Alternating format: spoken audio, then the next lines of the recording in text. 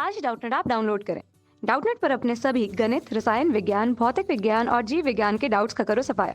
बस प्रश्न की फोटो खींचो, एक ही प्रश्न को क्रॉप करो और तुरंत वीडियो सोल्यूशन पाओ। अभी डाउनलोड करें।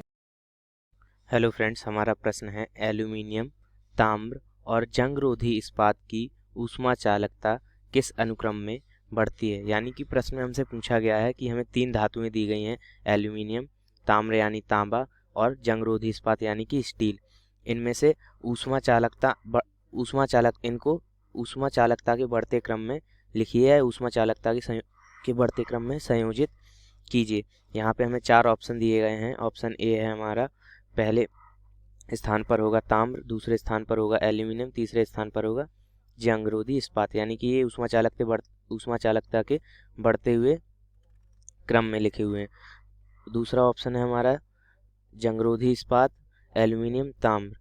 ऑप्शन सी है हमारा एल्यूमिनियम, ताम्र, जंगरोधी इस्पात तथा ऑप्शन डी है हमारा ताम्र, जंगरोधी इस्पात, एल्यूमिनियम। तब आइए देखते हैं। तो किसी पदार्थ की ऊष्मा चालकता किन किन तथ्यों पर निर्भर करती है, पहले देख लेते हैं।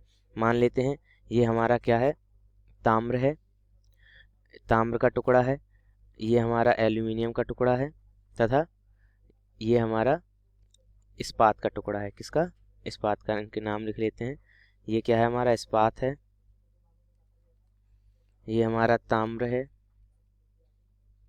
ये हमारा क्या है, एल्यूमिनियम है। क्या है? एल्यूमिनियम। तब आइए देखते हैं, जो किसी भी चालक की जो ऊष्मा चालकता होती है वो उसमें किस चीज़ पर निर्भर करती है, उस पदार्थ में मुक्त इलेक्ट्रॉनों की संख्या पर। किस पर निर्भर करती है? मुक्त इलेक्ट्रॉनों की संख्या पर। मुक्त इलेक्ट्रॉन की संख्या पर चालकता क्या करती है, निर्भर करती है। तो जो इस्पात होता है उसमें मुक्त इलेक्ट्रॉन क्या होते हैं, एल्यूमिनियम से कम होते हैं। एल्यूमिनियम में इस्पात से ज़्यादा मुक्त इलेक्ट्रॉन होते हैं, इसीलिए इसकी ऊष्मा चालकता इस्पात से अधिक होती है।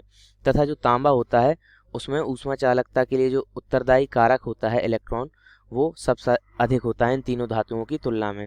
जो इनके ऊष्मा चालकता के बढ़ते हुए क्रम में जो इनका बढ़ता हुआ क्रम होगा वो क्या होगा, सबसे कम होगी ऊष्मा चालकता किसकी, इस्पात की। किसकी होगी? इस्पात की। इस्पात से ज़्यादा किसकी होगी, एल्यूमिनियम की, क्योंकि एल्यूमिनियम में इस्पात से अधिक मुक्त इलेक्ट्रॉन होते हैं जो ऊष्मा चालकता के कारक हैं। तथा एल्यूमिनियम से ज़्यादा होगी किसकी, ताम्र की होगी। किसकी होगी?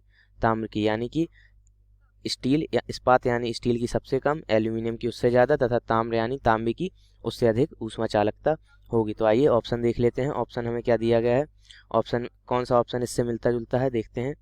तो इसमें पहला ऑप्शन ए है हमारा ताम्र, एल्यूमिनियम, जंगरोधी इस्पात। ये ऑप्शन हमारा गलत है।